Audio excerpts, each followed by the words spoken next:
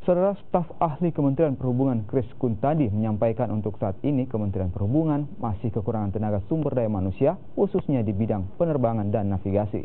Hal ini dengan melihat sumber daya manusia yang tidak seimbang dengan jumlah bandara yang ada di Indonesia.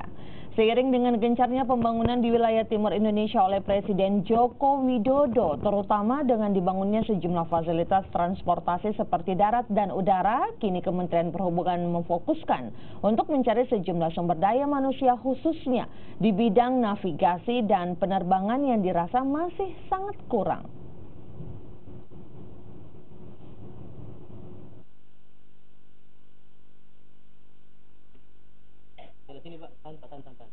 Artinya dan penambahan jumlah penumpang, tentunya kita juga butuh penambahan armada.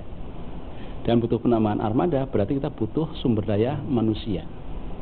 Nah, karena pemerintahan inilah pingin menambah konektivitas, maka kita membangun bandara-bandara, baik yang sudah ada kita kembangkan supaya bisa menampung orang lebih banyak, atau tempat-tempat yang tadinya terisolasi, terluar, kemudian terpencil, gitu.